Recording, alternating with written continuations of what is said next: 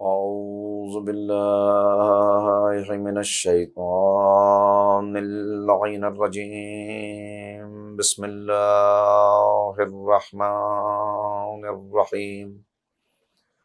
الحمد لله رب العالمين وبه نستعين وهو المعين، والصلاة والسلام على سید الانبیاء والمرسلین سیدنا و نبینا و شفیع ذنوبنا و طبیب قلوبنا ابی القاسم محمد وآلہ الطیبین الطاہرین المعصومین المظلومین المنتخبین المنتجبین. اما بعد فقد قال اللہ تبارک و تعالی فی کتابہ المجید وفرقانہ الرشید وقولہ الحق. بسم اللہ الرحمن الرحیم. ام حسبتم ان تدخلوا الجنہ ولما یعلم اللہ الذین جاہدوا منکم ویعلم الصابرین. صدق اللہ العلی العظیم. برادران ایمانی، قرآن کریم کی اس آیہ کریمہ کے ضمن میں کہ جس کا پیغام یہ ہے کہ کوئی یہ تصور نہ کرے، اس غلط فہمی میں نہ رہے کہ وہ جنت میں داخل ہو جائے گا جب تک کہ وہ 2 مرحلوں سے گزر نہ جائے، یعنی وہ جہاد نہ کرے. یہاں میں نے عرض کر دیا تھا کہ جہاد سے یہاں خاص طور پر جو توجہات حاصل کی جا رہی ہیں وہ جہاد اکبر ہے جو نفس اور روح کے درمیان ہے، اس لیے کہ اگلے مرحلے پہ بیان ہوا قرآن کریم میں، جس کے ضمن میں میں نے عرض کیا تھا کہ جہاد کرے، آنے والی مصیبتوں پر صبر کرے. موضوع گفتگو معرکہ روح و بدن آج فکر و بحث کے تیسرے مرحلے میں داخل ہو رہا ہے. جو باتیں میں نے کل آپ کی خدمت میں عرض کی اس کا مغز اور ماحصل چند جملوں کے اندر دہرا دیا جائے. کل ہماری گفتگو اس منزل تک پہنچی کہ ابتداءً میں نے عرض کیا کہ انسان کا وجود 2 حصوں پر مشتمل ہے. ایک کمپوزٹ ہے، ایک حصہ اس کا زمینی ہے، ایک حصہ اس کا آسمانی ہے. زمینی حصہ جس کے لیے کل مرحلے بیان کیے سورہ مومنون کی آیات کریمہ کے ضمن میں 5 آیات غالباً میں نے آپ کے سامنے تلاوت کی کہ جس میں یہ مرحلے بیان ہوئے کہ کس کس طرح 8-9 مہینے کی یہ زندگی جو رحم مادر میں ہے وہ کتنے مرحلوں کے بعد وہاں تک پہنچتی ہے کہ جہاں آ کر پھر قدرت آواز دیتی ہے ثم انشأناہ خلقا آخر، پھر ہم نے اسے ایک دوسری چیز بنا دیا، اور پھر ارشاد ہوا کہ اس کے بعد مر جائے گا اور پھر قیامت میں اٹھایا جائے گا، رب کی بارگاہ میں حاضر ہوگا. آج پہلے ہی مرحلے میں جو آپ کی توجہ حاصل کرنی ہے وہ اس طرف کہ یہ یاد رہے کہ مٹی، چونکہ انسان کا وجود نصف وہ ہے جو زمین کی چیزوں سے بنا ہے، یعنی مٹی سے خلق ہوا ہے، اور مٹی کی خاصیت یہ ہے کہ مٹی کے اندر جھاڑیاں خود بخود اگ آتی ہیں، مگر فصل کو تیار کرنا پڑتا ہے. فصل کے لیے بہت سے مقدمات ہیں جو طے کرنے پڑتے ہیں. انسان زمین کو قابل زراعت بنائے گا، زمین کے سینے کو نرم کرے گا، پھر اس کے اندر بیج بوئے گا، پھر جب وہ بیج باہر آ جائے گا زمین سے تو اس کے بعد مختلف مرحلے ہیں. سرد و گرم سے اس کو بچانا ہے، جانوروں سے اس کی حفاظت کرنی ہے، یعنی جھاڑیاں خود بخود اگتی ہیں، اور فصل تیار کرنے کے لیے انسان کو بڑی محنت کرنی پڑتی ہے، بڑا وقت لگانا پڑتا ہے، بڑی قربانی دینی پڑتی ہے. یہ قربانی دینے کے بعد فصل تیار ہوتی ہے، اور انسان اس سے فائدہ اٹھاتا ہے۔ بالکل ایسے ہی کہ جیسے جھاڑیاں خود بخود اگاتی ہیں، انسان کے اندر برائیاں خود بخود پیدا ہوتی ہیں۔ اس کے لیے ضرورت نہیں کہ انسان محنت کرے، چونکہ اس کا جوہر زمین کا، اس کی خلقت میں جوہر زمین کا شامل ہے، لہذا یہ خود بخود آتی ہیں۔ غیبت زبان خود بخود کرے گی، تلاوت کے لیے اس کو آمادہ کرنا پڑے گا، اس لیے کہ غیبت جھاڑیوں کی طرح ہے جو خود اگاتی ہیں، اور تلاوت اس فصل کی طرح ہے، دعا اس فصل کی طرح ہے کہ جسے انسان محنت کر کے، تکبر خود بخود کرے گا انسان، تواضع کے لیے محنت کرنی پڑے گی کہ انسان متواضع ہو جائے۔ آواز دی جا رہی ہے نہ وہ طریقہ اختیار کرو کہ جو طریقہ تمہیں دوزخ تک پہنچا دے، اپنے مقصد سے دور کر دے، یعنی زمین پر چلو تو ایسے چلو کہ آہستہ آہستہ قدم رکھ کے چلو، تاکہ محسوس ہو کہ اللہ کا بندہ ہے۔ عباد الرحمن کی جو صفات بیان کی گئیں، الذین یمشون فی الارض ہونا، کہ زمین پر آہستہ آہستہ قدم رکھتے ہیں۔ تو یہ ساری چیزیں قابل غور ہیں کہ خرابیاں خود بخود پیدا ہوتی ہیں، اچھائی کے لیے محنت کرنی پڑتی ہے، جیسے فصل پر محنت کرنی پڑتی ہے۔ بے حیا انسان خود ہو جائے گا، اس لیے کہ شیطان ازلی اس کا دشمن ہے جو قدم قدم کے اوپر اس کو بہکائے گا۔ وہ ازلی دشمن جس کے لیے بار بار کہا جا رہا ہے لا تتبعوا خطوات الشیطان انہ لکم عدو مبین، اس کے نقش قدم پہ نہ چلنا، اس لیے کہ وہ تمہارا کھلا ہوا دشمن ہے۔ تو اب محنت جو انسان کو کرنی ہے، یہی محنت ہے جو اس کے درجات کو بلند کرے گی۔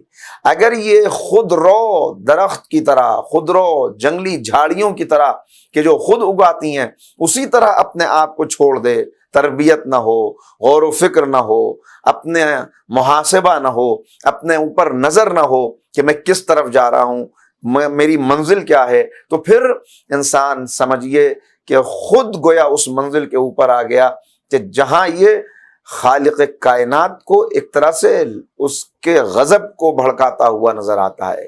یہ عجیب بات ہے، ذرے سے لے کر آفتاب تک جس کی اطاعت کرتے ہوئے نظر آئیں، سنگریزے سے لے کے پہاڑ تک جس کے آگے جھک رہے ہوں، قطرے سے لے کے سمندر تک جس کے حکم کی تعمیل کر رہے ہوں، پروانے سے لے کر جبرائیل تک جس کے حکم کے مطابق اپنی زندگی بسر کر رہے ہوں، اس کے مقابلے پر انسان آ جائے۔ اور یہ کب مقابلے پر آتا ہے؟ یہ مقابلے پہ اسی وقت آتا ہے جب یہ خرابیاں جن کا میں نے ذکر کیا یہ اس کے اندر پیدا ہوں، روکا نہ جائے اور یہ بڑھتی چلی جائیں، تو پھر انسان اس منزل کے اوپر آ جاتا ہے کہ اب خدا شناسی کا مرحلہ ہی طے نہیں ہو پاتا، اس لیے کہ خدا شناسی کی پہلی منزل خود شناسی ہے۔ جب خود کو پہچان لے گا، جب عرفان ذات حاصل کر لے گا، جب عرفان خودی کے مرحلے کو طے کر لے گا، تب اس کا سفر آگے بڑھے گا۔ میں ایک حکایت بیان کرتا ہوں اس موقع پر سمجھانے کے لیے کہ بات پہنچ جائے۔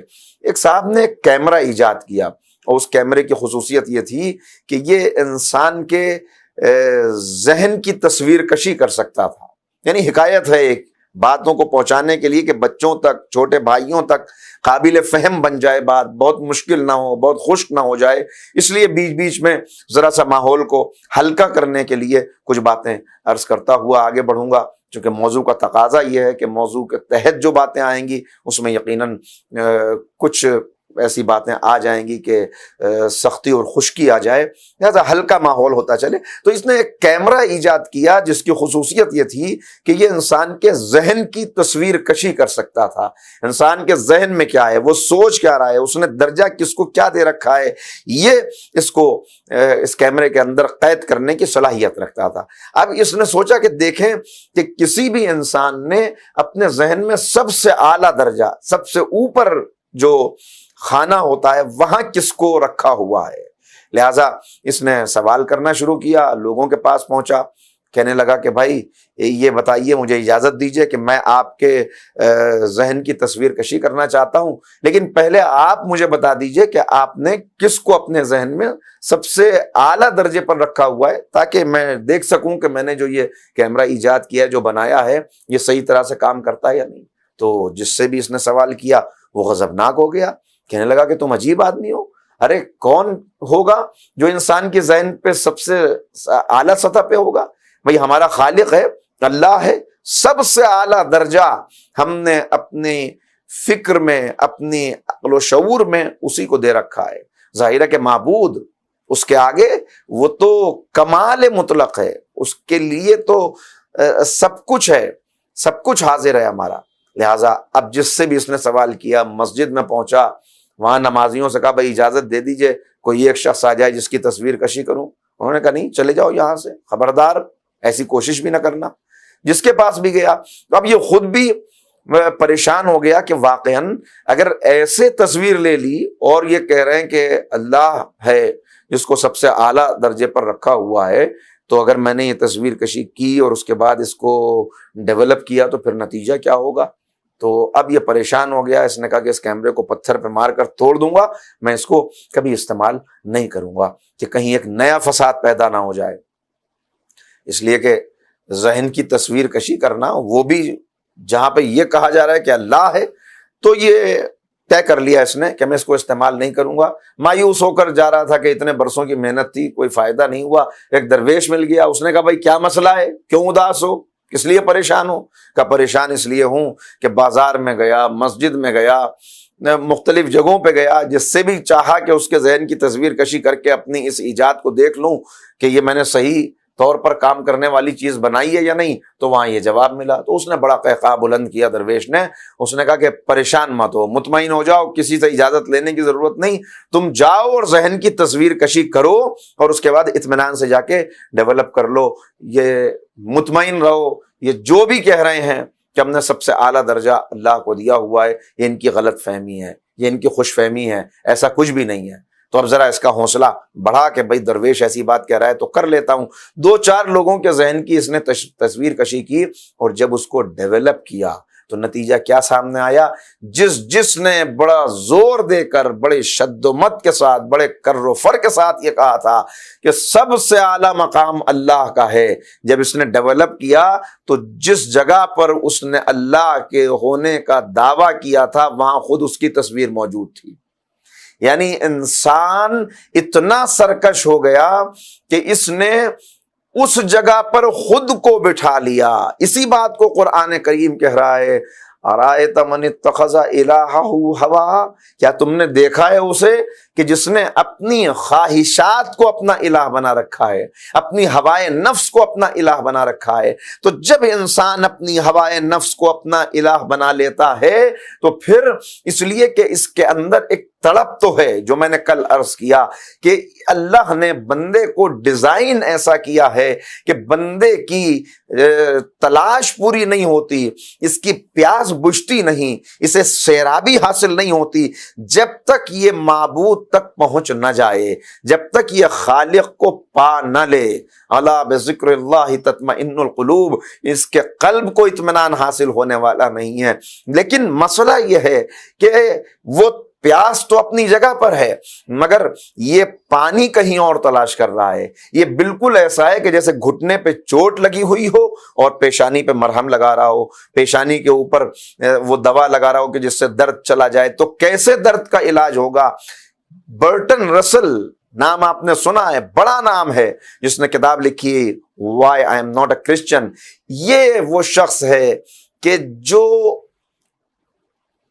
9 سال نہیں 11 سال کی عمر تک، جس کے متعلق یہ بیان کیا جاتا ہے، خود اس نے بیان کیا، کتابوں میں بھی لکھا ہوا ہے، ایک مذہبی، ایک پریکٹسنگ کرسچن، ایک ایسے گھرانے کے اندر پیدا ہونے والا کہ جہاں سب دین پر عمل کرنے والے، عبادت کرنے والے ہیں۔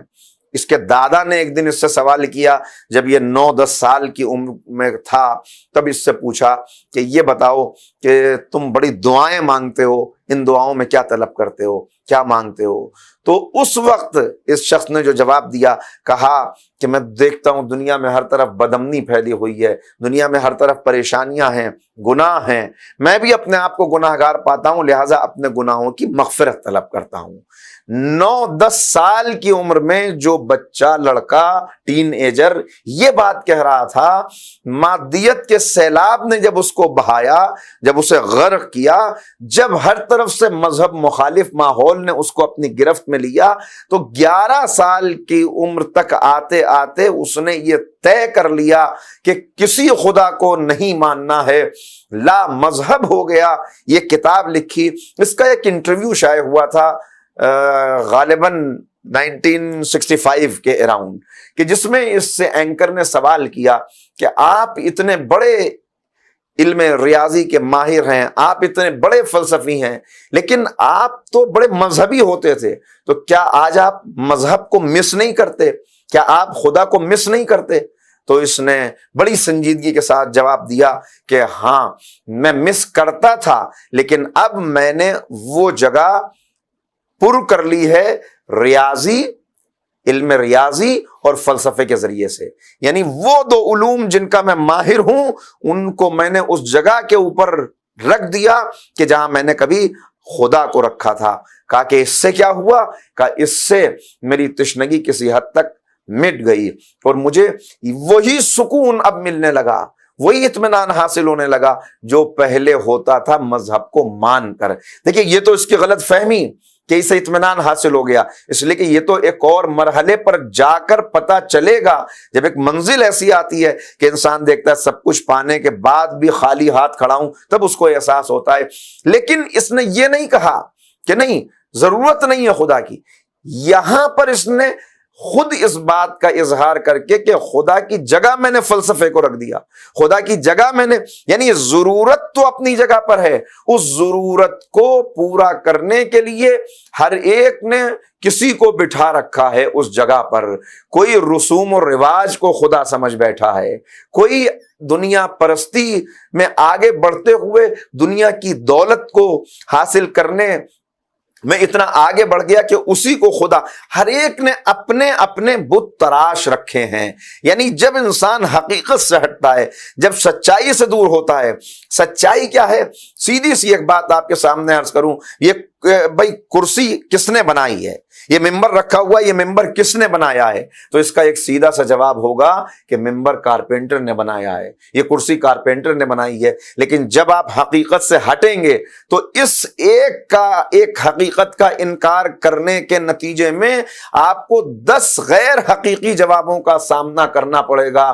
کوئی کہے گا نہیں خود بخود آسمان سے تختہ گرا اور اس سے یہ ممبر تیار ہو گیا، کوئی کہے گا کہ نہیں ایک مرحلہ گزرتا گیا اور بہت سارے ایکسیڈنٹس ہوئے اور ان ایکسیڈنٹس کے نتیجے میں آخر میں نتیجہ یہ ہوا کہ یہ ممبر سامنے آ گیا۔ تو جب بھی حقیقت سے انسان ہٹتا ہے، انکار کرتا ہے، پھر اسے جگہ جگہ ٹھوکریں کھانی پڑتی ہیں۔ ہم نے بھی ٹھوکریں، وہی بات جسے اقبال نے کہا کہ وہ ایک سجدہ جسے تو گراں سمجھتا ہے، 1000 سجدوں سے دیتا ہے آدمی کو نجات۔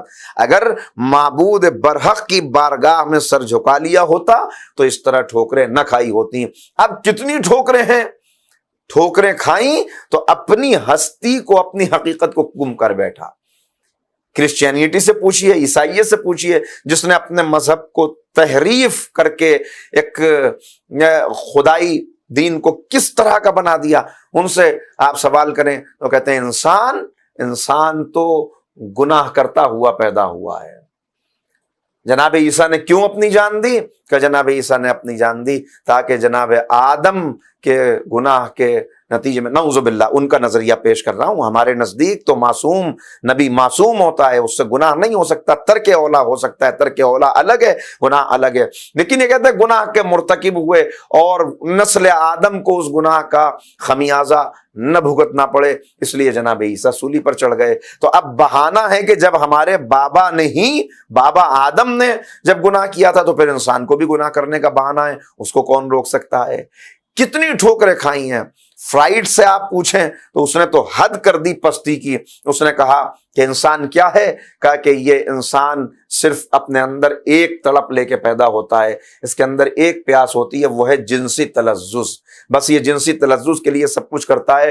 اور اس نے تو کیا کچھ کہا، ممبر سے بیان بھی نہیں ہو سکتا آپ کے ذہنوں کو قریب لانے کے لیے، صرف کہ کتنی ٹھوکریں کھائیں ایک حقیقت کو چھوڑنے کے نتیجے میں۔ کہ اب یہ کہتا ہے کہ جتنے بھی مرد اور عورت دنیا کے اندر پائے جاتے ہیں ان کا رشتہ کچھ بھی ہو، اگر ان میں اٹریکشن ہے، ماں اگر بیٹے سے محبت کرتی ہے، کشش ہے بھائی اگر بہن سے، تو کچھ نہیں ہے اس کے پیچھے، بس ایک جذبہ ہے، جنسی تلذذ کا جذبہ۔ مارکس سے پوچھئے تو مارکس کہتا ہوا نظر آئے گا کہ کیا ہے، سب پیٹ کے غلام ہیں، اصل میں انسان کا اصل مسئلہ پیٹ ہے، یہ اپنے پیٹ کو بھرنے کے لیے دوسرے کے پیٹ میں چھرا بھونکتا ہے۔ تو اس طرح قدم قدم پہ ٹھوکریں کھائیں، اور آج بھی ابھی ایلون ٹافلر جس کی مشہور کتاب ہے فیوچر شاک، اب اس بات کو محسوس کر رہے ہیں، یہ مغربی مفکرین اب محسوس کر رہے ہیں کہ ہم نے غلطی کر دی، لیکن غلطی کرنے کے بعد بھی اعتراف کرنے پر سے رک رہے ہیں، اعتراف کر بھی رہے ہیں مگر حقیقت کو قبول کرنے سے زبان انکار کر رہی ہے۔ اس نے فیوچر شاک میں واضح طور پر کہا کہ ٹیکنالوجی اور سائنس کی ٹرین اتنی تیزی سے آگے بڑھی ہے کہ اب اس پر سے ہمارا کنٹرول ختم ہو گیا ہے، اور اب اس کا کسی حادثے سے دوچار ہونا یقینی ہے، حادثہ کوئی ہو کے رہے گا، اسے کنٹرول کرنے کے لیے، مگر پھر دیکھیے جو جملہ کہتا ہے، مگر اسے کنٹرول کرنے کے لیے ہمیں کسی مذہب کی ضرورت نہیں ہے، یہ مسئلہ سائنس ٹیکنالوجی نے پیدا کیا ہے، وہی اس مسئلے کو خود حل کر لیں گے۔ ٹھوکر کھا رہا ہے، گر رہا ہے، مگر اپنے مرض کو صحیح ڈائیگنوز کرنے کے لیے تیار نہیں ہے، اپنے آپ کو مریض ماننے کے لیے تیار نہیں ہے۔ 20ویں صدی کا مشہور مورخ اور مفکر آرنلڈ ٹوائن، اس نے بھی ٹیکنالوجی کے اس نے اعتراف کیا، اور اس نے کہا کہ ہم نے اپنی تہذیب کا قبرستان خود تیار کیا، ہم نے اپنی مغربی تہذیب کو خود قبر کے اندر ڈال دیا، ختم کر دیا۔ اب ہماری تہذیب آخری سانسیں لے رہی ہے، ختم ہو چکی ہے، وینٹیلیٹر پر ہے، اب اس کی چند سانسیں بچی ہیں۔ بس ایک طریقہ ہے واپس پلٹنے کا، اس تہذیب کو پھر زندہ کرنے کا، اور وہ کیا ہے کہ ایک تو ٹیکنالوجی کا جو بے انتہا عشق ہمارے اندر پیدا ہو گیا ہے، اس عشق سے توبہ کر لیں، اور دوسرے روحانیت کا سبق جو ہم بھول چکے ہیں اس طرف پلٹ آئیں۔ یعنی اگر میں اپنے الفاظ میں کہوں تو کہنا یہی ہے کہ اس معرکہ روح و بدن میں ہم جو بدن کے ہاتھوں شکست کھا گئے ہیں، ہم جو نفس کے ہاتھوں شکست کھا کر بالکل روح کو دم توڑنے کے مرحلے تک لے آئے ہیں، واپس پلٹیں، اور روح کی بالادستی ہی اس کا واحد علاج ہے۔ اور اس کے لیے درمیان میں ہمیں پلٹتے ہوئے یہ دیکھنا پڑے گا اور یہ سمجھنا پڑے گا کہ یہ کب ہوگا مرحلہ طے، جس کے لیے اس نے کہا کہ بس واپس پلٹنا ہے، انسانیت کو واپس آنا ہے۔ اگر واپس نہیں آئی تو پھر تباہی سے کوئی بچا نہیں سکتا۔ وہ کب طے ہوگا؟ پہلی چیز تو یہ سمجھ لے انسان کہ موت اس کے لیے فنا نہیں ہے۔ دیکھیے سب سے بڑا مسئلہ جو آج ہے وہ یہی ہے کہ بھئی کون ہے؟ اچھا کس نے دیکھا؟ قبر کے اندر کیا ہوتا ہے کسی نے دیکھا ہے؟ کوئی عینی شاہد ہے؟ ہم نے تو وہاں کیمرہ لگا کر دیکھ لیا، نہ کوئی فرشتہ آیا، نہ کوئی عذاب آیا، نہ کوئی منکر نکیر آئے، نہ کوئی سوال و جواب ہوئے۔ یہ سب باتیں ایسے ہی ہیں۔ مذہب نے یہ باتیں ڈر اور خوف پیدا کرنے کے لیے، تاکہ انسان اس راہ پر چلتا رہے جس پر مذہبی رہنما چلانا چاہتے ہیں، اس لیے یہ باتیں پیدا کر لی ہیں، ورنہ کچھ بھی نہیں ہے۔ تو یہ بات ذہن سے نکالنی پڑے گی سب سے پہلے کہ موت فنا نہیں ہے۔ جو بات میں نے کل عرض کی کہ یہ ساری کائنات لاکھوں برس سے اپنا جلوہ دکھا رہی ہے، اور انسان اگر صرف 100 برس کے لیے اس دنیا میں آ رہا ہے، 125 برس کے لیے بہت مان لیجئے اگر اس دنیا میں آ رہا ہے، تو اس کا مطلب یہ ہے کہ بنانے والا حکیم ہے، اس نے جب یہ دنیا اس کی خدمت کے لیے بنائی ہے تو 100 برس میں اس کی کہانی ختم نہیں ہو سکتی۔ قرآن کریم نے یہ نہیں کہا کل موت ذائقۃ النفس، بلکہ کیا کہا؟ کل نفس ذائقۃ الموت۔ موت تمہیں نہیں چکھے گی، تمہیں موت کا ذائقہ چکھنا ہے۔ تمہیں موت کا ذائقہ چکھنے کا مطلب کیا ہے کہ موت بھی تمہاری زندگی ہی کا ایک مرحلہ ہے، یہ خاتمہ نہیں ہے۔ موت ایک ماندگی کا وقفہ ہے، یعنی آگے چلیں گے دم لے کر، تھک گئے ہیں ٹھہر جاؤ، آرام کر لو، پھر آگے چلیں گے، ابھی ختم نہیں ہوا۔ اور اس کے لیے یہ سمجھنا ضروری. اچھا یہ بات ایک ذہن میں آتی ہے اور اکثر نوجوانی سوال کر لیتے ہیں, بات یہ آتی ہے کہ ٹھیک ہے جب روحانی بلندی حاصل کرنی تھی اور وہی آخری مقصود تھا اور یہ جسم اس کے اندر رکاوٹ پیدا کر رہا ہے, جس کو آپ زمینی کہہ لیجئے, حیوانی کہہ لیجئے, نفس کہہ لیجئے, جس کو آپ خواہشات کا غلبہ کہہ لیجئے, تو پھر ضرورت کیا تھی اس جسم کی؟ نہ دیا ہوتا یہ جسم, خالی روح ہی ہوتی, کیوں رکاوٹیں پیدا ہوئی؟ اس کا پہلا جواب تو وہی الذی خلق الموت والحیات لیبلوکم ایکم احسن عملا, کہ موت و حیات کا یہ سلسلہ رکھا اس لیے گیا کہ تمہیں آزمایا جا سکے, تمہارا امتحان ہو سکے. اور دوسری چیز امتحان میں دیکھیے, جب منزل تک انسان کو پہنچنا ہو, اس کا جواب عرض کر رہا ہوں, امیر المومنین حضرت علی بن ابی طالب علیہ السلام, صلوات مل کے پڑھیں محمد و آل محمد صلی اللہ علیہ محمد. امیر المومنین کیا فرماتے ہیں؟ آقا فرماتے ہیں کیوں دیا یہ جسم؟ نہ ہوتا یہ جسم, کہا کہ منزل تک انسان کو پہنچنے کے لیے سواری کی ضرورت ہوتی ہے, اور اس روح اور اس جسم کا آپس میں تعلق کیا ہے؟ اس حیوانی وجود اور رحمانی وجود کا آپس میں تعلق, اس زمینی وجود اور آسمانی وجود کا آپس میں رشتہ کیا ہے؟ مولا فرما رہے ہیں کہ اس روح اور جسم کا آپس میں رشتہ وہ ہے جو سواری اور سوار کا رشتہ ہوتا ہے. یہ جسم سواری ہے, روح سوار ہے. سوار اگر سواری سے زیادہ کمزور ہو تو سواری کے رحم و کرم پہ سوار ہوگا. بات واضح ہوئی؟ ایک طاقتور گھوڑے کے اوپر کسی کمزور سے انسان کو سوار کر دیجئے تو یہ گھوڑے کو اپنے قابو میں نہیں رکھ سکتا, یہ لگام کو نہیں سنبھال سکتا, یہ اپنے اشاروں پر گھوڑے کو نہیں چلا سکتا. کچھ دور چلنے کے بعد گھوڑا اس کے قابو سے باہر ہو جائے گا اور اب یہ گھوڑے کے بس میں ہوگا, جہاں وہ لے جائے گا وہیں اس کو جانا ہے. لیکن اگر سوار مضبوط ہو اور سواری کے اوپر کنٹرول کر سکتا ہو تو اب اس سے فائدہ اٹھائے گا, اس سے مرحلے طے کرے گا, اس سے جلدی منزل تک پہنچے گا. بھئی یہی مسئلہ ہے, یہ جسم سواری ہے, بے ضرورت نہیں ہے, اس کی ضرورت ہے, مگر یہ جسم اسی وقت فائدہ پہنچائے گا کہ جب روح اس جسم سے زیادہ طاقتور ہو تاکہ سواری کر سکے اور اسے منزل تک پہنچا سکے. بھئی آنکھیں ہیں تبھی تو انسان ان سے فائدہ اٹھائے گا. ان آنکھوں سے قرآن کریم کو دیکھے گا, منزل روح بلند ہوگی, قریب ہوگی منزل روح. ان آنکھوں سے والدین کا چہرہ دیکھے گا, حج کا ثواب ملے گا. ان آنکھوں سے خانہ کعبہ کو دیکھے گا. تو آنکھیں ہیں اور دیکھ رہا ہے تبھی تو روح بلند ہو رہی ہے. کان ہیں اور ان کانوں سے وہ باتیں سنے گا کہ جن باتوں کو سن کر وہ باتیں اگر اتر جائیں انسان کے قلب اور روح کے اندر تو اس کو زنجیروں سے آزاد کر کے پرواز عطا کر دیں تبھی تو آگے بڑھے گا. یہ ہاتھ ہیں, ان ہاتھوں سے کسی مظلوم کا ہاتھ تھام لے گا اور اس کا سہارا بن جائے گا. ان ہاتھوں کو وقف کر دے گا حدیث لکھنے کے لیے. ان ہاتھوں کو انسان لگا دے گا کہ ان ہاتھوں سے میں رزق حلال حاصل کروں گا. تو یہ ہاتھ ہیں, فائدہ پہنچائیں گے. یہ قدم ہیں, جدھر اٹھ جائیں مسجد کی طرف لے جائیں. یہ قدم اس کو خانہ کعبہ کی طرف لے جائیں. تو پورا جسم اس کو انسان, یہ ایسٹ ہے, یہ انسان کے لیے بیکار کی چیز نہیں ہے. نہیں, اگر غیر ضروری ہوتا تو اللہ نے دیا نہ ہوتا. مگر مسئلہ کیا ہے کہ اس جسم کے لیے چونکہ یہ جسم ہے اس زمین کی شے, لہذا یہ جسم جب بھی توانائی چاہے گا اس کے لیے ساری چیزیں اسی زمین سے ملیں گی. اس کی ساری غذا, یہ بیمار ہوگا تو دوا اسی زمین پہ ہے, یہ کمزور ہوگا تو غذا اسی زمین پہ ہے. وٹامنس کی ضرورت پڑے گی زمین سے ملیں گے, منرلز کی ضرورت پڑے گی زمین سے ملیں گے, دوسری توانائی طاقت کی ضرورت پڑے گی زمین سے ملیں گے.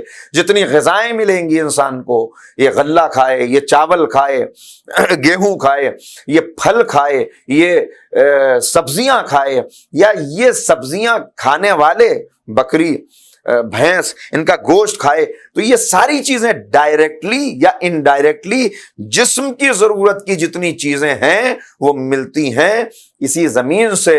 اس لیے کہ جسم زمینی شے ہے. یہ روح آسمان کی شے ہے، یہ بلندی کی، لہذا اس کو بلند کرنے والی یہ اگر کمزور ہو جائے تو اس کو طاقت پہنچانے والی جتنی چیزیں ہیں وہ وہاں سے آئیں گی، وہ وہاں سے آئیں گی۔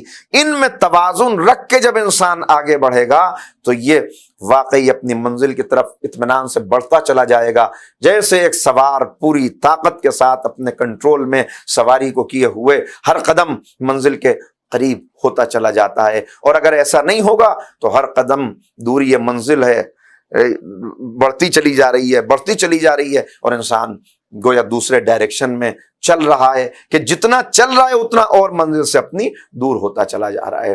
لہذا واضح رکھنی ہے یہ بات، اور اس کے لیے یہ بات میں نے جو کہی تھی اس کو میں دوہراؤں کہ انسان کے اس جسم کے لیے یہ 5 سینسز ہیں جن کے ذریعے سے یہ اس جسم کی چیزیں حاصل کر لے گا، اور پھر جو کچھ حاصل کیا جب ان میں غور و فکر کرے گا تو پھر اس غور و فکر کے نتیجے میں یہ قلب روشن ہونا شروع ہوگا۔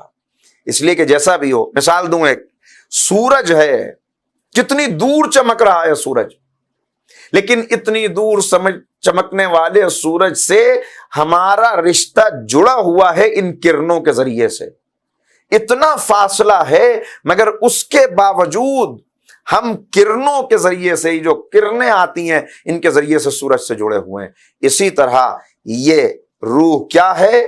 من امر ربی، یہ امر رب میں سے ہے، جیسے کرنوں کے ذریعے سے سورج سے رابطہ جڑا ہوا ہے، اسی طرح کسی نہ کسی صورت میں اس روح کا بھی، چونکہ وہاں کی چیز ہے لہذا وہاں سے رابطہ جڑا ہوا ہے۔ اس رابطے کو مزید مضبوط رکھنا ہے۔ یہ رابطہ جتنا سورج کے لیے، جتنا آپ دروازے کھڑکیاں کھول لیں گے اتنی سورج کی روشنی اندر آئے گی، اتنا زیادہ مکان روشن ہو جائے گا، اتنا زیادہ حجرہ منور ہو جائے گا۔ لیکن اگر دروازے بند کر کے بیٹھ جائیں تو پھر کیا کیفیت ہوگی؟ بالکل اسی طرح یہ کائنات بدن ہے، اس کو ہر وقت منور رکھنے، روشن رکھنے کی ضرورت ہے، اور اس روشنی کا مرکز ہے یہ قلب، قلب اس کا مرکز ہے۔ لہذا بار بار کہا گیا کہ شیشے قلب کو شفاف رکھنا۔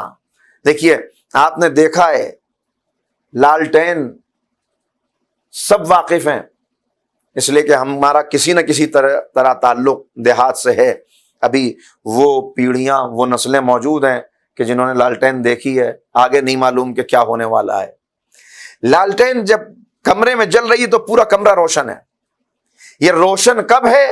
جب اس کی چمنی شفاف ہے، جب اس کی چمنی صاف ہے۔ پھر آہستہ آہستہ دھواں اٹھنا شروع ہوا، دھواں اٹھا، اس نے چمنی کو سیاہ کرنا شروع کیا۔ جتنی چمنی سیاہ ہوتی چلی گئی اتنی روشنی قید ہوتی چلی گئی، کمرہ اندھیرا ہو گیا اور ساری روشنی چمنی کے اندر بند ہو گئی۔ یہی معاملہ دل کا ہے، جتنا دل صاف و شفاف رہے گا اتنا دل سے نور کی کرنیں نکل کے اس وجود انسانی کو منور رکھیں گی، اور جب اس شیشہ دل کے اوپر گناہوں کی سیاہی آنی شروع ہوگی، جب اس کے اوپر نافرمانی کے نتیجے میں غلاف چڑھنے شروع ہوں گے، تو ایک منزل وہ آئے گی کہ ساری روح سمٹ کر اسی قلب کے اندر، اسی چمنی کے اندر قید ہو کر رہ جائے گی، اور گویا وینٹیلیٹر پہ پہنچ جائے گی۔ اب یہ آخری سانسیں لے رہی ہے اور انسان کا حیوانی وجود مضبوط سے مضبوط تر ہوتا چلا جا رہا ہے۔ یہ سمجھ یہ رہا ہے میں نے سب کچھ حاصل کر لیا، آرام دہ بستر ہے، بہترین قسم کا گھر ہے، بہترین قسم کی سواری ہے، مگر پھر جب یہ اس آرام دہ بستر پہ لیٹتا ہے تو اب احساس ہوتا ہے کہ نہیں، کوئی کمی ہے، کوئی چیز ہے، سب کچھ ہے مگر سکون نہیں ہے، سب کچھ ہے مگر اطمینان نہیں ہے۔ یہ سکون اور اطمینان کیوں نہیں ہے؟ یہ سکون اور اطمینان اس لیے نہیں ہے کہ اس نے سب کچھ حاصل کر لیا، مگر جو حاصل کیا ہے وہ آرام ہے۔ آرام الگ چیز ہے، سکون الگ چیز ہے۔ آرام اور سکون میں فرق ہے۔ اگر اس نقطے کو انسان سمجھ لے، آرام ملتا ہے کھا کر، سکون ملتا ہے کھلا کر۔ انسان نے کھایا، بدن کو آرام ملا، لیکن کبھی آپ نے دیکھا ہوگا چلچلاتی ہوئی دھوپ میں کوئی مزدور ہے جو آپ کے گھر کے دروازے پر کام کر رہا ہے، دل چاہا اسے پانی پلا دیا جائے، گرمی بہت ہے، آپ نے اس کے سامنے پانی پیش کیا، اس نے جو ٹھنڈا ٹھنڈا پانی پیا تو پانی اس نے پیا، کلیجہ آپ کا ٹھنڈا ہوا، تراوٹ یہاں محسوس ہوئی۔ یہ ہے اس روح کو قوی کرنا، یہ ہے اس روح کی غذا کو وہاں تک پہنچا دینا۔ جب تک انسان کھا رہا تھا جسم طاقتور ہو رہا تھا، جب کھلانے لگا تو روح طاقتور ہونے لگی۔ اسی لیے قرآن کریم نے کھانے والوں کا قصیدہ نہیں پڑھا، کھلانے والوں کی شان میں سورہ دہر نازل ہوا ہے۔ یطعمون الطعام علی حبہ مسکینا و یتیما و اسیرا۔ صلوات پڑھ دے محمد و آل محمد صلی اللہ علیہ وسلم۔ اور اسی لیے آپ دیکھیں گے کہ برابر معصومین جو متوجہ کرتے ہوئے نظر آئے، معصومین کی پوری زندگی اسی انداز سے گزری۔ دیکھو، جسم کو تکلیف میں رکھ لو مگر روح تکلیف میں نہ رہنے پائے، روح کمزور نہ ہونے پائے۔ جسم کی امیر المومنین حضرت علی بن ابی طالب علیہ السلام کا ایک صحابی ہے، وہ آتے ہیں امام کے پیچھے، عام طور پر بڑی پابندی کے ساتھ نماز میں جماعت میں شرکت کرتے ہیں۔ بخار ہو گیا، آ نہیں سکے، کئی دن گزر گئے، پھر ارادہ کیا کہ اب جمعہ آ رہا ہے، کئی دن تک میں نماز جماعت میں شرکت نہیں کر سکا، اس جمعے میں مجھے لازماً جانا ہے۔ لہذا باوجود اپنی بیماری اور کمزوری کے یہ بستر سے اٹھا، مولا کا چاہنے والا پہنچ گیا۔ امام نے دیکھا کیا کیفیت ہے، کہاں تھے، کئی دن سے آئے نہیں۔ کہا مولا بخار نے تھکا دیا، شکوے کے انداز میں جملہ کہا، بخار نے تھکا دیا۔ امام نے کہا کہ جیسے بھٹی میں تپنے سے لوہے کا زنگ اتر جاتا ہے، اسی طرح اس بیماری نے تیری روح کو صاف و شفاف کر دیا۔ یہ جسم کی بیماری تیرے روح کی توانائی، شفافیت اور چمک کا سبب بنی ہے۔ پیغمبر اکرم کے بھی ایسے ہی واقعات ہیں۔ تو یہ کب ہے؟ جب انسان اس جذبے کو جو انسان کے اندر عام طور پہ پایا جاتا ہے فطری طور پر کہ لینے کا جذبہ، لے لو، جمع کر لو، جب لینے کے جذبے کو دینے کے جذبے میں بدل دیتا ہے تب انسان کو سکون و قرار آنا شروع ہوتا ہے۔ اس لیے کہ تب واقعاً اس معرکہ روح و بدن میں وہ منزل انسان کو حاصل ہو جاتی ہے کہ جو منزل مذہب کو مقصود ہے، جو منزل چاہتا ہے۔ امام کی خدمت میں آنے والا آیا، حج کرنے کے بعد امام کے پاس پہنچے ہیں ملاقات کے لیے، زیارت کے لیے۔ حج میں چاہا امام سے ملاقات ہو جائے۔ امام جعفر صادق علیہ الصلوۃ والسلام، صلوات پڑھ لیں محمد و آل محمد۔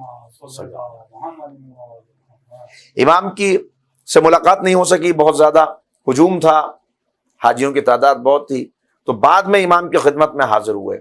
جب پہنچے تو امام نے بڑے پرتپاک انداز میں استقبال کیا، یعنی آتے تھے ملاقات کرنے کے لیے، امام ملتے تھے، لیکن آج غیر معمولی خوشی کا اظہار کرتے ہوئے امام نے کہا آؤ آؤ آؤ، میں تم سے راضی ہوں، میں تم سے خوش ہو گیا، تم نے ایسا عمل کیا ہے، تم ایسا عمل کر کے آ رہے ہو کہ تم نے اپنے درجات بڑھا لیے، ہم تم سے راضی ہو گئے۔ سبحان اللہ، کیا خوش قسمتی ہے کسی کی کہ اس کا امام اسے یہ سند دے دے کہ ہم تم سے راضی ہو گئے، امام یہ کہہ دیں کہ ہم تم سے راضی ہو گئے۔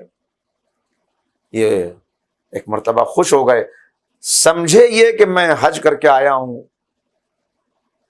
مناسک حج ادا کیے ہیں، مقبول ہوا ہے حج، لہٰذا امام بشارت دے رہے ہیں، امام خوشخبری دے رہے ہیں کہ تمہارا حج قبول ہو گیا، تمہارے درجات بڑھ گئے۔ تو کہا کہ مولا، بلکہ کہا نہیں، یہ خیال آیا، امام نے کہا نہیں، حج نہیں، حج پر آنے سے پہلے جو عمل تم نے کیا ہے اس عمل کی وجہ سے تمہارے درجات بڑھ گئے، ہم تم سے راضی ہو گئے۔ ہمارا چاہنے والا ایسے ہی ہوتا ہے۔ تو اب اس کا سر جھک گیا، کہا مولا اس عمل کی وجہ سے تو میں بڑا تذبذب میں مبتلا تھا، میری سمجھ میں نہیں آ رہا تھا کہ میں آپ کی خدمت میں حاضر ہوں یا نہ آؤں آپ کی خدمت میں، اس لیے کہ اس عمل کی وجہ سے وہ اس عمل کو میں اتنا قبیح سمجھتا ہوں کہ اس عمل کی وجہ سے بڑا تذبذب تھا۔ امام نے کہا وہی عمل تمہارا۔ ایک مرتبہ امام نے چاہا اہل مجلس کو پتہ چلے، کہا بتاؤ کیا عمل تم نے کیا ہے؟ تو کہا کہ مولا میرا ایک چچا زاد بھائی ہے جو میرا دشمن ہے، اس لیے کہ میں آپ کا عاشق ہوں، اس لیے کہ میں آپ کا چاہنے والا ہوں۔ اب جو اپنے بھائی کا دشمن اس لیے ہو کہ امام کا چاہنے والا ہے، تو امام کا کتنا بڑا دشمن ہوگا؟ امام کا کتنا بڑا دشمن ہے؟ کہا مولا میرا چچا زاد بھائی ہے، دشمن ہے، آپ نے صلہ رحمی کا حکم دیا ہے، لہذا میں اب تک کسی طرح صلہ رحمی کرتا رہا، اس لیے کہ اس کی دشمنی اتنا کھل کے سامنے نہیں آئی تھی، لیکن اب میں نے دیکھا کہ وہ تو آپ کے تعلق سے بغض ہے جو اپنے دل میں رکھتا ہے، لہذا میں نے ارادہ کر لیا تھا کہ اب اس سے تعلق نہیں رکھوں گا۔ میرے امام کے لیے ایسے جذبات عداوت رکھتا ہے، کیوں اس سے تعلق رکھوں؟ کہ مولا میں نے یہ ارادہ کر لیا تھا، مگر جب میں حج کے لیے نکل رہا تھا تب مجھے پتا چلا کہ وہ محتاج ہے، اس وقت وہ ضرورت مند ہے۔ کہ فوراً اندر سے آواز آئی کہ ہوگا ضرورت مند، مرنے دو، مجھے کیا لینا۔ کہ پھر آپ کے فرمان کا خیال آیا کہ صلہ رحمی کا خیال کرنا۔ پھر خیال آیا کہ کبھی ایک خیال آتا تھا، کبھی دوسرا خیال آتا تھا، سمجھ میں نہیں آتا تھا کہ کیا کروں۔ فیصلہ یہی کر رہا تھا کہ نہیں مدد کروں گا اس کی، مگر پھر یہ خیال آیا کہ یہ قصوروار ہے، اس کے بچوں کا کیا قصور ہے، اس کی بیوی کا کیا قصور ہے، میں چلا جاؤں گا، اگر میں نے خبر گیری نہ کی حج میں اتنا زمانہ لگے گا، نہ جانے کتنے فاقے کرنے پڑ جائیں، لہٰذا اپنے دل کو مار کر نہ چاہتے ہوئے بھی میں گیا اور میں نے اس کی مدد کی۔ امام نے کہا سبحان اللہ، یہی تو تیرا عمل ہے، یہی تیرا عمل ہے، یہ جو تو نے اپنے نفس کو ضبط کیا، یہ جو تو نے ضبط نفس کر کے ہمارے حکم پر عمل کرتے ہوئے، شریعت پر عمل کرتے ہوئے، باوجود اس کے کہ دل نہیں چاہتا تھا اس کی مدد کی، اس نے تیرے درجات کو بڑھا دیا ہے۔ آپ اندازہ کریں یہ کیوں نہ ہو جو اپنے قاتلوں کو شربت کا جام دیتے ہوں، جو اپنے خون کے پیاسوں کو سیراب کرتے ہوں، ان کا یہی انداز ہوا کرتا ہے، اور وہ یہی اپنے چاہنے والوں سے بھی چاہتے ہیں۔ وہ تو اپنے دشمن کے ساتھ بھی سلوک کرتے ہیں، ہمیں دوستوں کے ساتھ بھی سلوک کرنا نہیں آیا، جس کی وجہ ہے کہ اس طرف بڑھتے چلے جا رہے ہیں اور روح پستی کی طرف جاتی چلی جا رہی ہے۔ نتیجہ کیا ہے اس کا؟ کہ چونکہ روح کمزور ہے، کمزور روح کے ساتھ انسان مصلی پر آ بھی جائے ثواب تو مل جاتا ہے، ثواب تو مل جاتا ہے، مگر معراج حاصل نہیں ہوتی۔ الصلاۃ معراج المومن، معراج حاصل نہیں ہوگی، اس لیے کہ اس کو خواہشات نفس کو اپنا الہ بناتے ہوئے یا ان کی حد سے زیادہ پیروی کرتے ہوئے انسان اتنا آگے بڑھ گیا ہے کہ اس نے کمزور سے کمزور تر کر دیا اس روح کو، تو اب کہاں سے معراج حاصل ہو؟ لہذا اس مرض کو، مرض ہی ہے، یہ کمزوری ہے، اس کو انسان پہلے صحیح طور پہ سمجھے، اعتراف کرے، اور جب ڈائگنوز کر لیا تو اب علاج کی طرف متوجہ ہو۔ میں نے ابھی عرض کیا کہ یہ کہاں سے اس کا تعلق ہے؟ اس کا تعلق چونکہ وہاں سے ہے، یہ امر رب ہے۔ جب میں روح داخل کر دوں اپنی، تب سجدے میں جھک جانا۔ انسان کی عظمت اسی کی وجہ سے جو ڈیوائن ایلیمنٹ ہے، یہ اگر کمزور ہو رہا ہے تو اب دیکھنا پڑے گا کہ کیسے سورج کی کرنوں کو اندر لانے کے لیے پردوں کو ہٹایا جائے، غلافوں کو کھولا جائے، تاکہ روشنی اندر آئے، ہوا اندر آئے۔ بالکل اسی طرح تعلق، چونکہ یہ انسان اس کا نمائندہ ہے، انی جاعل فی الارض خلیفہ، جب اس کا نمائندہ ہے تو اب اللہ کی صفات کا عکس ہے جو اس کی شخصیت میں نظر آنا چاہیے.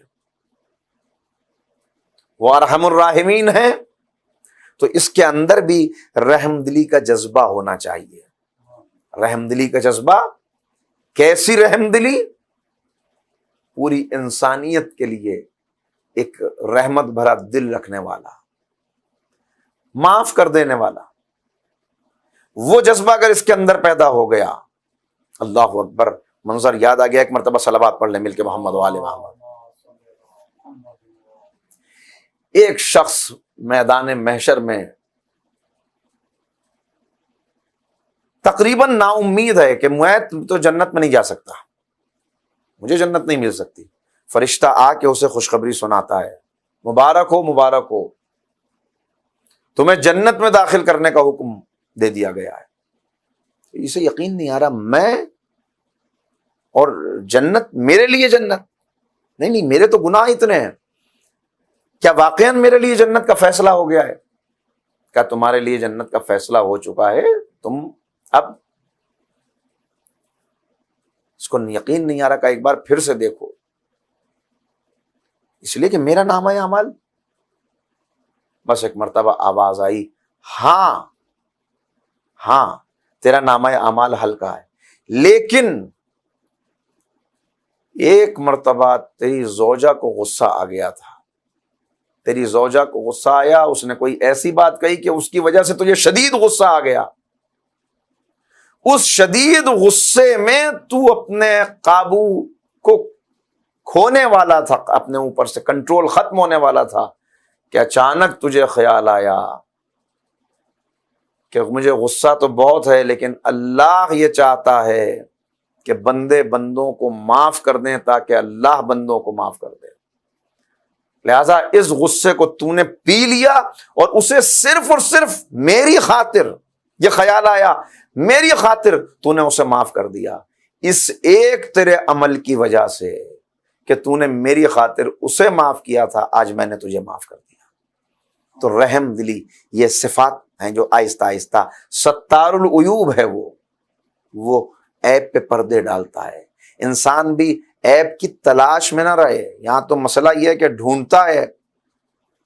مولا فرماتے ہیں کہ وہ انسان جو کسی کے اندر عیب تلاش کرے، اس کی مثال اس مکھی جیسی ہے جو پورے خوبصورت جسم کو چھوڑ کر زخم کے اوپر بیٹھتی ہے. تلاش کرتا ہے نہیں. اگر کسی کا عیب سامنے آ جائے تو اس کے لیے کوئی جواز تلاش کر لے.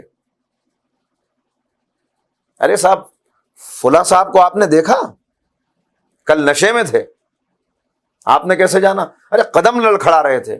تو فوراً کہے کہ نہیں، یہ بھی تو ہو سکتا ہے کمزوری کی وجہ سے قدم لڑکھڑا رہے ہو سکتا ہے بھوکے ہوں، کیا معلوم شوگر ڈاؤن ہو گئی ہو. یہ جواز پیدا کرے. یہ جواز، یہ بالکل ایسا جیسے ایک ماں اپنے بیٹے کا دفاع کرتی ہے.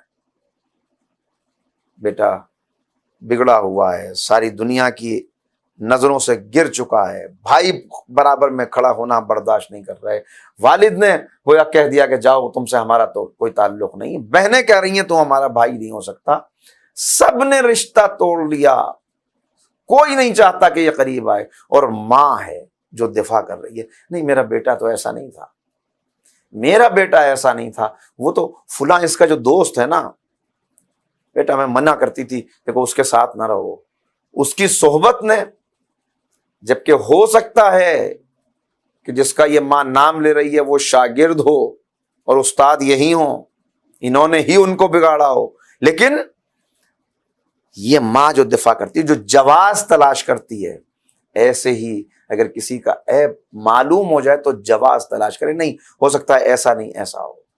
یہ اگر انسان نے کرنا شروع کر دیا، یہ میں نے ایک دو مثالیں دی ہیں، تو پھر اب اس کے اندر وہ روشنی بڑھنا شروع ہوگی، اب اس کو خود محسوس ہونا شروع ہوگا.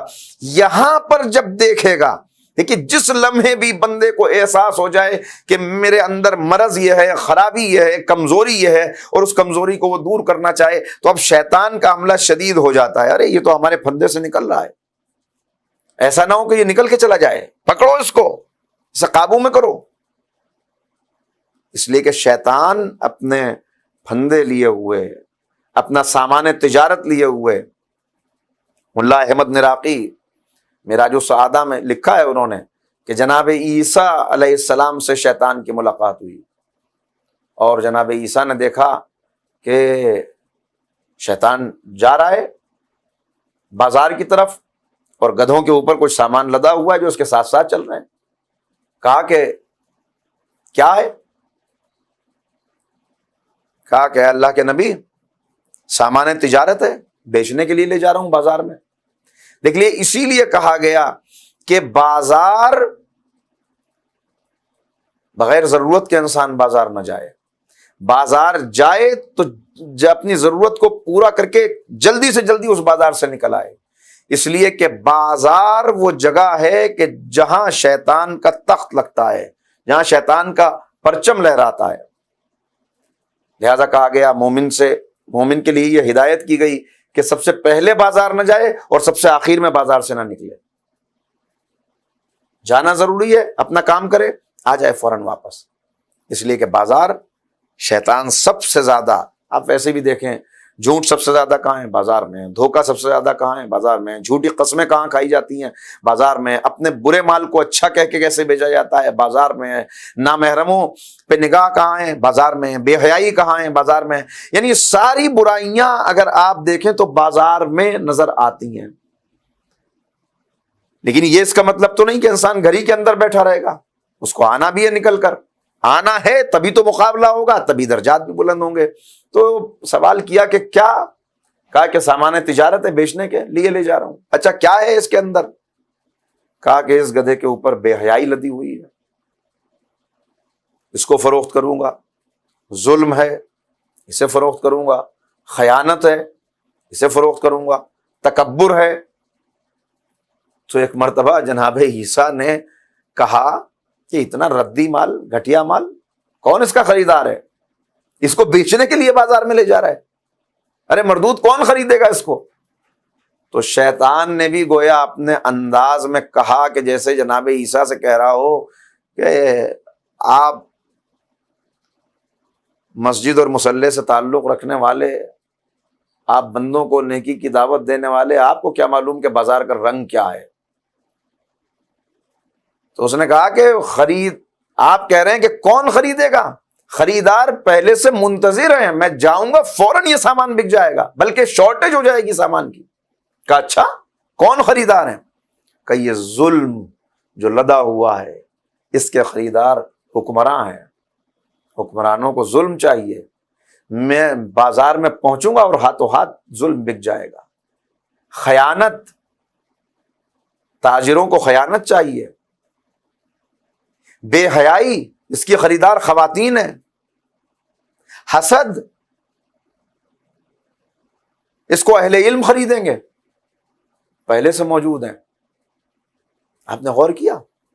سامان تجارت تو حملہ کرتا ہے۔ خیر میں جلدی سے بات کو سمیٹوں، اس لیے کہ میرا خواہش یہ ہے کہ کل اور پرسوں کی جو 2 تقاریر ہماری ہوں وہ اسی موضوع کے تحت فوکس رہے۔ امام زین العابدین علیہ الصلوۃ والسلام کی شخصیت، آپ کی خدمات، آپ کی سیرت، اور خاص طور پر یہ روح و بدن کے معرکے میں مادیت کا مقابلہ کرنے کا جو درس ہمیں امام نے دیا ہے، وہ انشاءاللہ باتیں سامنے آ جائیں جتنا ممکن ہو۔ تو بس یہ آج کی گفتگو کو جلدی سے ایک مرحلے تک لانا۔ ایک مرتبہ مل کے صلوات پڑھ لیں محمد و آل محمد۔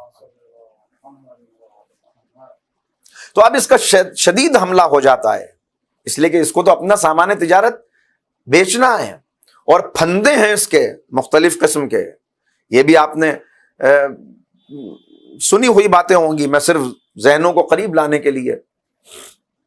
شیخ مرتضی انصاری کے شاگرد نے،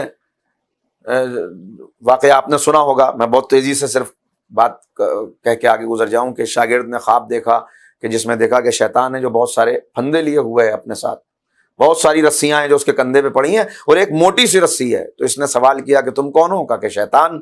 یہ کیا ہے؟ کہ یہ پھندے ہیں جن سے میں اپنے شکار کرتا ہوں۔ اور پھر موٹی والی رسی کو دکھا کے کہا کہ اس سے میں نے آج تمہارے استاد کو شکار کر لیا تھا، پھندا ڈال دیا تھا ان کے گلے میں، لیکن وہ اس پھندے کو توڑا کر میری قید سے آزاد ہو گئے۔ تو اس نے خواب دیکھا، جاگا، فوراً استاد کی خدمت میں آیا کہ میں نے ایسا ایسا خواب دیکھا ہے۔ کہا کہ تم نے بالکل ٹھیک دیکھا، شیطان نے جو کہا کہ موٹی رسی کا پھندا ڈال دیا تھا میرے گلے میں، مجھے اپنا شکار بنا لیا تھا، اس نے بالکل ٹھیک کہا۔ بات یہ ہے کہ مجھے کچھ پیسوں کی ضرورت تھی، پیسوں کی ضرورت تھی۔ میں نے دیکھا کہ قرآن کریم کا ایک نسخہ جو زیادہ استعمال نہیں ہوتا، اس کو بیچ دوں اور اپنی ضرورت کو پورا کر لوں۔ کہا اس کو میں لے کر نکلا، دروازے تک پہنچ گیا، دروازے سے باہر چلا گیا، پھر اچانک خیال آیا کہ ایسی کون سی ضرورت ہے کہ جس کے لیے اس کو بیچوں۔ میں واپس آ گیا اور میں نے لا کر اس کو۔ تو شیطان ہر وقت لگا ہوا ہے، وہ نہیں چاہتا کہ اس معرکہ روح و بدن میں ہمیں فتح حاصل ہو جائے، لہٰذا وہ روکتا ہے، وہ رکاوٹیں پیدا کرتا ہے۔ تو اب جب سبب ایک مرتبہ معلوم ہو گیا انسان کو کہ سبب کیا ہے گناہ کا، یعنی ڈائگنوز کر لیا میں گناہ کب کرتا ہوں۔ تنہائی کی وجہ سے گناہ کرتا ہوں، موبائل کی وجہ سے گناہ کرتا ہوں، دوست کی وجہ سے گناہ کرتا ہوں، انٹرنیٹ کی وجہ سے گناہ کرتا ہوں۔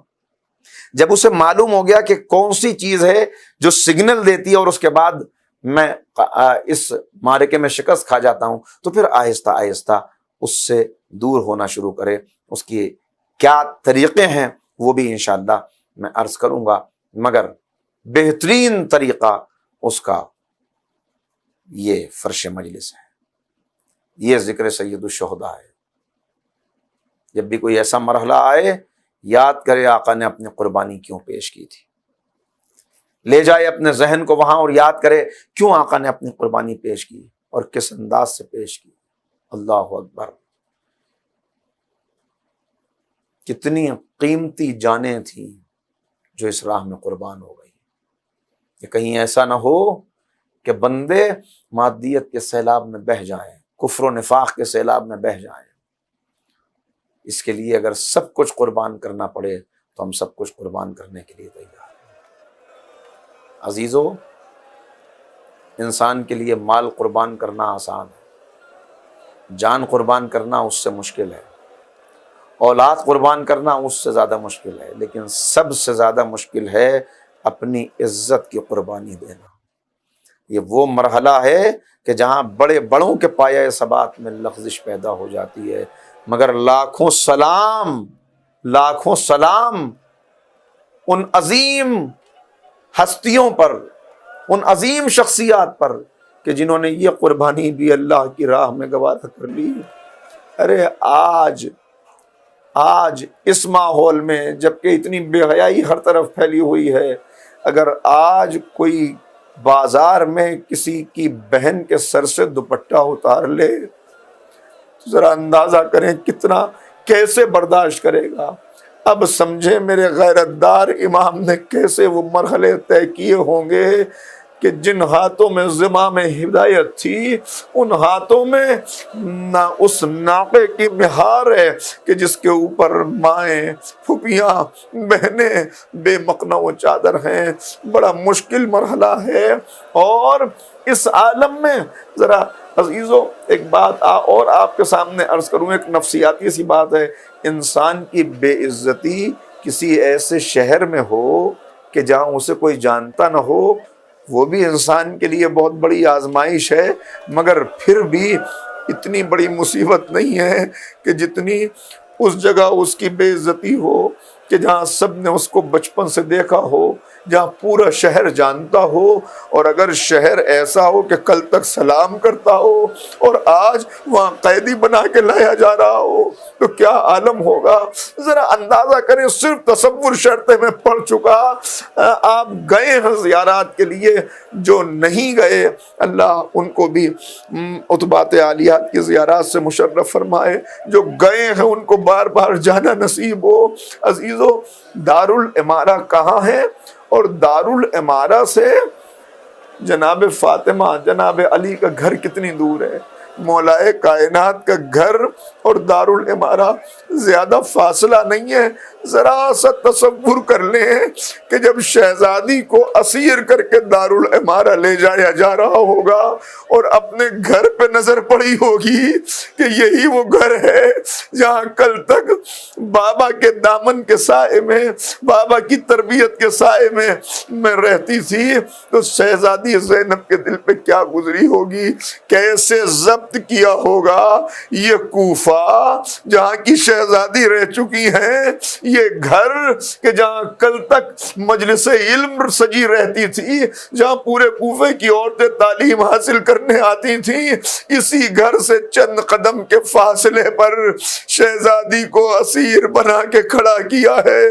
بے مقنا وہ چادر بیویاں ہیں، ارے شرم سے سب کے سر جھکے ہوئے ہیں، نگاہیں زمین پہ گڑی ہوئی ہیں، اور میرا امام بھی آنکھوں کو بند کیے ہوئے ہے۔ ذرا منظر اپنے ذہن میں لے آئیے، ملعون ابن زیاد تخت پہ بیٹھا ہوا ہے، سامنے سر حسین تشت میں رکھا ہے، اسیر ایک طرف کھڑے ہیں، میرا قیدی امام ہاتھوں میں ہتھکڑیاں، پیروں میں بیڑیاں پہنے ہوئے کھڑا ہے۔ اور اتنے میں ابن زیاد کو کچھ یاد آتا ہے، ایک مرتبہ اپنے سپاہی سے کچھ کہتا ہے، اور کچھ دیر کے بعد ایک قیدی کو دربار میں لایا جاتا ہے۔ ارے آپ پہچان گئے کون ہے یہ قیدی، کیوں اسے دربار میں لایا گیا ہے؟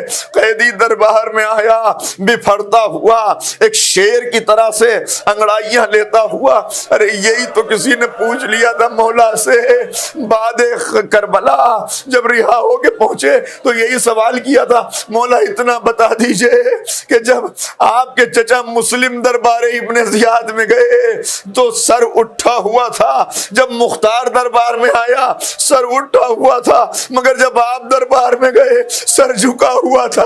میرا امام تڑپ گیا کہ تو نے انصاف نہیں کیا۔ ارے جب چچا مسلم گئے تھے، جب مختار گیا تھا تو اس کے ساتھ اہل حرم نہیں تھے، میرے ساتھ میری پھوپھیاں، میری مائیں بہنیں۔ بس سنیے گا، ایک مرتبہ سپاہی کہتا ہے مختار تم نے امیر کو سلام نہیں کیا؟ ملا ہول پڑھ کے کہا میرا امیر تو میرا آقا و مولا حسین ہے۔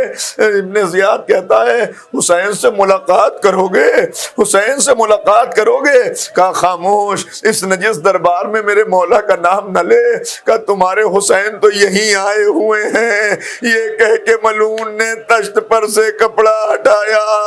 اب جو مختار نے دیکھا آقا کا سر کٹا ہوا، سر، پیشانی زخمی، رخسار زخمی، پلکیں زخمی۔